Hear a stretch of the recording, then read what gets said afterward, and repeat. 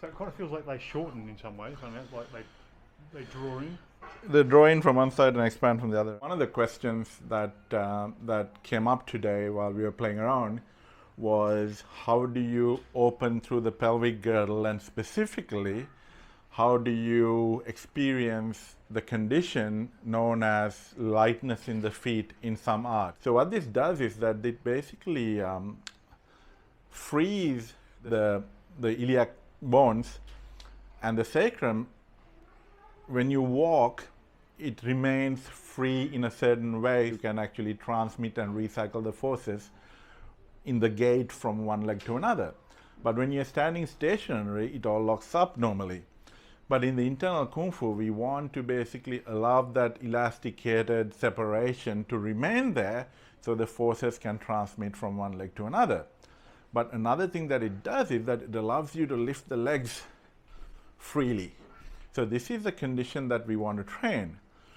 So the question is, how do we train it? Listen to me now. The Sri Lankan martial arts that I used to train as a youngster, I used to develop this condition by like literally holding a stick like this and just basically pulling the knees up and jumping over the stick from one side to another.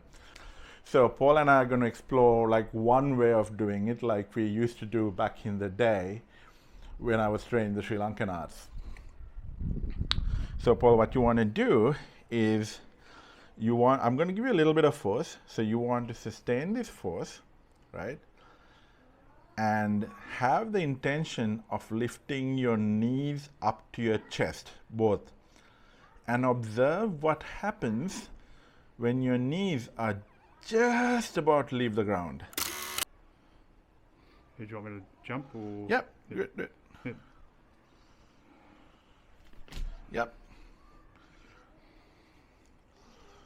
Yep. So observe the condition when it's just about to leave the ground. Yeah, I feel the whole connection there to the That's it. back of the sacrum. So all you're doing is pulling your knees up to your chest. Yep. Don't push on the ground. Just pull your knees up to the ground, chest. That's it. Don't push against the ground. Minimize the pushing against the ground as much as possible. That's much better.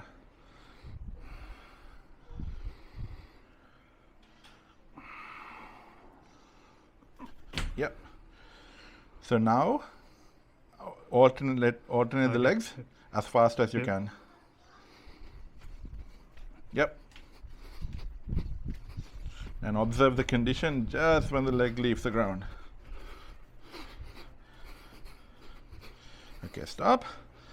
Now maintain the condition when your knee is just about to be lifted up and the foot is about to leave the ground. Yeah, that's it. So you see how the power is now coming into your hands? Like you see now I'm almost about to be pushed off. Now lift yourself up. Yeah, that's it. That's the one. There you go. Yeah, so you feel that, right? That is, I mean, if I do the wrong thing, I'm gone, right? That's it. Get the hips in that condition. Don't worry about your arms at all. It don't matter. Yeah, that's it. That's it, right? So now when you stand, come to that condition without lifting the knees up. Just the moment when your knees are ready to leave the ground. If your feet are ready to leave the ground. Yeah, so that's where you want to be. See, now there's power there, right? So if I push onto you the wrong way, I go, right? It doesn't matter which direction I'm pushing, right? So this one is locking up again, the right side. So go back to when the knees are just about to leave the ground. Yep. Yeah, there. That's it. So when I try to push, I go, right? Now if I put this force on, I jump up. Jump up. Yeah, that's it. That's good. That's the condition. Lift up. Yeah, that's it. The condition. Because I'm pushing, you're going to step back, which is perfectly fine, right? But lift your knees up.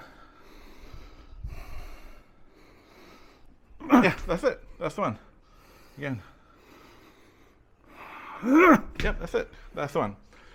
So now that breath coming out is great because that means that the changes in the actual thoracic cavity expelling the breath out. So that's doing the right thing. So you're not actually making that sound. That sound is naturally happening. Do it again. That's it. Just let go and come into the state and just lift things up. That's it. That's the one. Don't overthink it. Just lift things up. Take that push and that's it. Let my push lift your knees up. That's it. That's the one. So now, when you're standing, just do the same thing. Just to the point where, that's it. Yeah, there. That's it. See, the power is coming out already. That's it. Yeah. If I do the wrong thing, I go. So that's basically how you train the lightness of the feet, right? Once I accept you and connect like this, right? The very intent of me wanting to raise my hand, see how my body changes, right? I'm doing very slowly, see here? Right? So all I'm doing is lifting this knee up and placing it forward, right? So here, I accept you. Right? So again, if I do the front leg. So now I'm lifting up. Right? So this is the same mechanism, right? So in terms of learning to issue power with the lightness of the feet, one of the earliest ways that you train is that you accept your partner fully, right? And then you have the intent to lift one knee up. So front, back, doesn't matter. So back, right? Or front, right? So that's how you go from that state. So you need to make sure that to maintain the lightness of the feet and have that configuration to be able to forge in at all times or issue at all times, you maintain that condition where you're able to, you're in your happy place, you run your integration function until that point where at any point in time, you're able to lift your knees up. It doesn't matter if your weight is like fully on the back leg, you lift knee up, right? It doesn't matter if the weight is on the front leg, lift the knee up and step, right?